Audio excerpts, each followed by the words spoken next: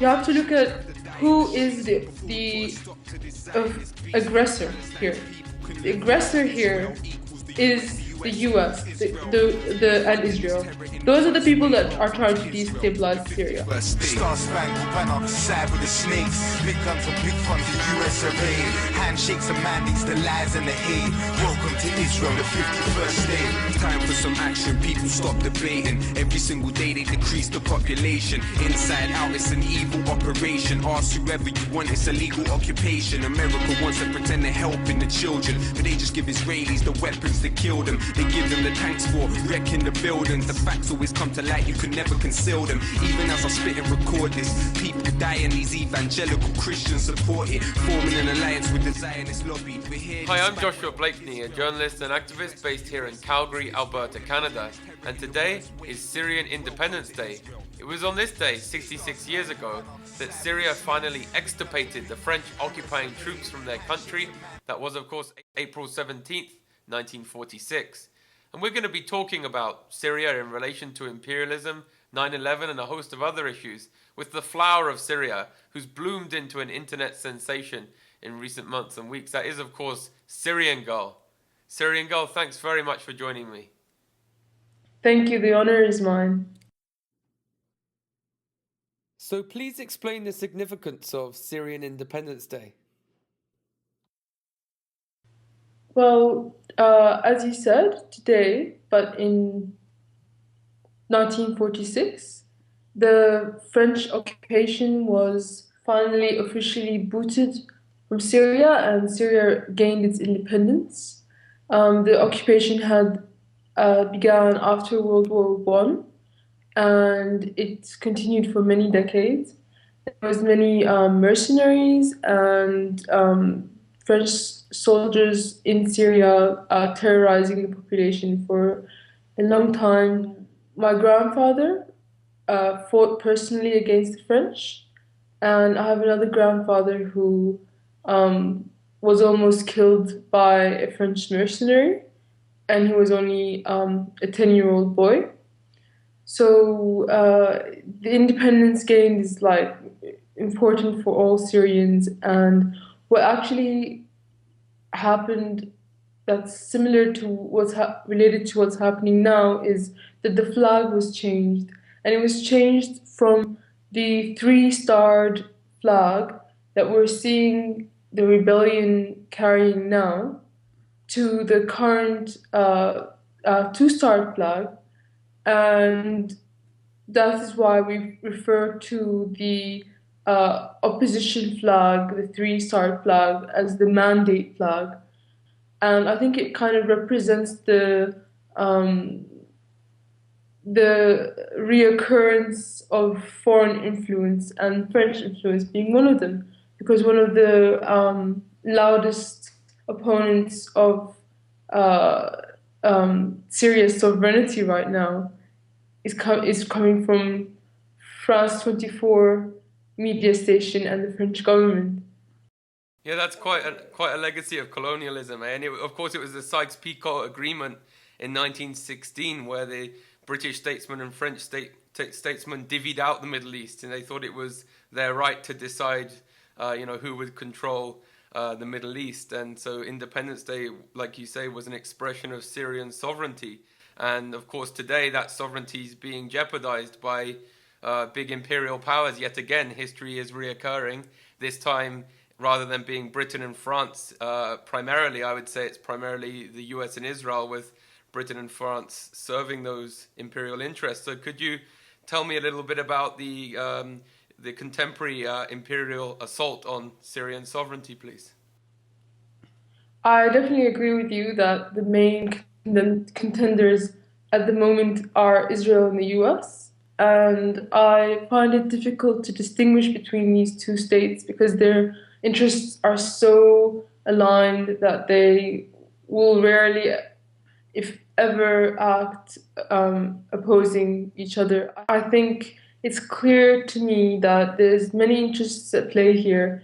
One of them is to break up the Iran-Syria alliance because these two countries are the only two countries in the Middle East that actually oppose Israel's power, and I'm not referring to Palestine and Lebanon because well, Palestine is not really in a state to oppose Israel, and Lebanon is kind of divided on its position when it comes to the government itself. So Iran and Syria are the big two powers that are opposing Israel currently, and they're also, in particular, Iran is opposing the control of flow of imports and exports. Well, it's attempting to rival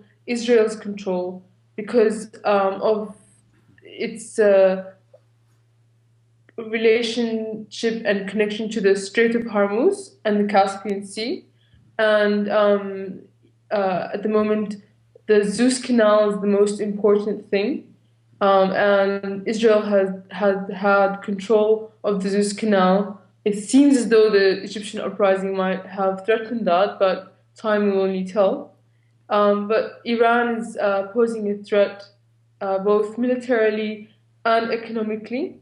And I think I heard today that Iran is actually planning to create a canal between running through Iran and to the Caspian Sea to the Strait of Hormuz, which would change the whole picture of geopolitics in the Middle East, if that turns out That to would be a be good true. thing, of course, because there'd be a balance of power then in the region, right? I think Israel wants to be the sole regional hegemon in the Middle East, have hegemony in the Middle East.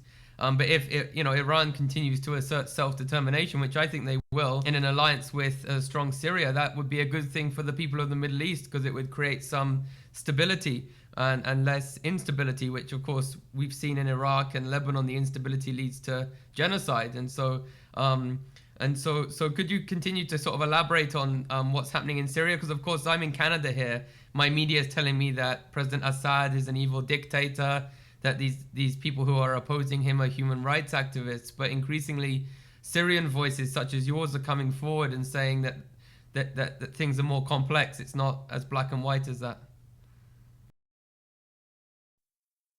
That was absolutely going to be my next statement, that they're trying to oversimplify a very complicated situation. And there's an opposition in Syria that is not armed. And it's been there for many, many years.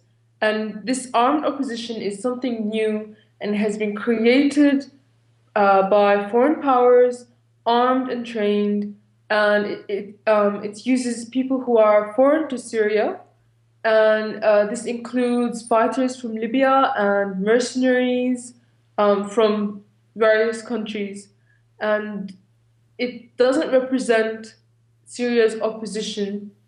It just represents imperialism, and no, it does not have, and hence it doesn't have support from Syria's people. Now, Syria's people, you can't say that everybody dislikes the government, and you can't say that everybody likes the government. I can't tell you what is in the majority. I can only tell you from what I can see that the biggest mass rallies that have happened, millions strong, have been pro government or pro reforms. And I think that indicates very strong support for the government, whether that is whether the people like it or not. You can't just ignore that, and people should, if it's really about what the majority of people want and what Syrians want, then they would pay attention to that. But the media hasn't been paying attention to that. What we've been being sold is that peaceful protesters are being shot at by the government, when in reality, half of the people who have died actually have been Syrian soldiers, and they've been shot at by armed, trained insurgents who act usually close to the borders of Turkey, Lebanon, and sometimes Jordan as well. It's definitely a different picture to what's being painted, and there have been opposition. Sorry, excuse me. Bless you. There have been opposition rallies in Syria that have gone smoothly and without a shot fired. But at the same time, we have this large insurgency hell bent on creating a Islamic state. These forces are quite sectarian in nature. They oppose the government not because it's not a Western-style democracy. They oppose it because it is, in their eyes, an apostate country because it is secular, so it's non-religious, and it's supposedly got a lot of Alawites in it. What you're articulating to me is that the Western governments appear to be standing in solidarity with Islamic fundamentalists and Islamic fundamentalists who actually engage in terrorism, so they could be characterized as Islamist terrorists. And yet the whole war on terror, we're told, is premised on a secular West combating such groups. And Assad's apostasy is the fact that he's secular, it would appear. And so the whole analysis when it comes to Syria is topsy-turvy. Why would the Canadian government and the Australian government and the British government and the United States government want to be sponsoring Islamist terrorists? Because the whole idea that they're against extremist Islam is a sham. They supported it in Afghanistan. They support it whenever it suits them. They pretend to be secular whenever it suits them. They pretend to be anti-Islamic whenever it suits them too. And the CIA is just another one of their controlled opposition tools. And if you look at its history, the only thing it's ever done was, as a so-called group, is promote the U.S. interests, and it's basically killed far more Muslims than it ever did any other supposedly any other religion. So basically, the West are being fed garbage. The governments of the world, America, Canada, they don't really care about religion or ideology. Whatever suits them to gain more power is the ideology of the day. And even in their own media, they've admitted that there are elements of the so-called Al-Qaeda in this Syrian insurgency that they're supporting, but they don't mind. In fact, I think in some ways they would like to see all the secular governments in the Middle East cut out, because it's far more easier to divide people when you have one religion controlling others. And I haven't completely considered all of the reasoning behind this, but according to me, it's obvious that all of the secular states are being cut out, Libya being one of them. So, if I may, I just have to gather my thoughts. Yeah, I was just going to ask you, yeah, sorry, did you remember your thought? There was one thing. Yeah, I just wanted to make one other statement.